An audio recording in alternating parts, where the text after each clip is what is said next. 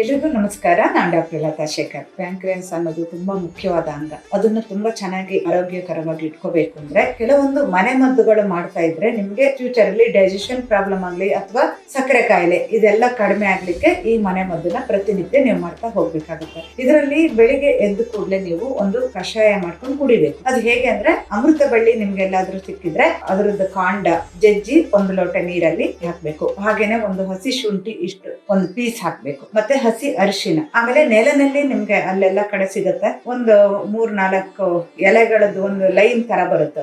ಅದನ್ನ ಒಂದು 3-4 ಎಲೆಗಳನ್ನ ಹಾಕ್ಬೇಕು. ಇದನ್ನೆಲ್ಲ ಚೆನ್ನಾಗಿ ಕುದಿಸಿ ಆ ನೀರನ್ನ ಸೋಸ್ಬಿಟ್ಟು ನೀವು ಕುಡಿತಾ ಬರ್ಬೇಕು. ಅದಕ್ಕೆ ಒಂದು 1/4 ಚಮಚದಷ್ಟು ಆಲಿವ್ ಆಯಿಲ್ ಅನ್ನ ಹಾಕಬಹುದು ಲಾಸ್ಟ್ ಅಲ್ಲಿ ಕುದ್ದು ಆದ ನಂತರ. ಇದನ್ನ ಬೆಳಿಗ್ಗೆ ಪ್ರತಿನಿತ್ಯ 1 ಲೋಟ ಇರೋದನ್ನ ಅರ್ಧ ಲೋಟಕ್ಕೆ ಇಳಿಸ್ಬಿಟ್ಟು ಕುಡಿಯೋದ್ರ ಜೊತೆಗೆ ಯೋಗ, ಪ್ರಾಣಾಯಾಮ, ಮುದ್ರಾ ಇದೆಲ್ಲದ್ರದ್ದು ಕಾಂಬಿನೇಷನ್ ಮಾಡ್ಕೊಂಡು ಬಂದ್ರೆ ಆ ಇನ್ಫೆಕ್ಷನ್ ಆಗೋದು, ಇನ್ಫ್ಲಮೇಷನ್ ಆಗೋದು, ಹಾಗೆ ಅದ್ರ ಕಾರ್ಯ ಚಟುವಟಿಕೆ ಏನಿರುತ್ತೆ ಅದು ಕಡಿಮೆ ಆಗ್ತಾ ಹೋಗುತ್ತಲ್ವಾ, ಅದನ್ನೆಲ್ಲ ಸರಿ ಮಾಡ್ಕೊಂತ ಬರ್ಬೋದು. ಎಲ್ರಿಗೂ ಒಳ್ಳೆದಾಗ್ಲಿ. ನಮಸ್ಕಾರ.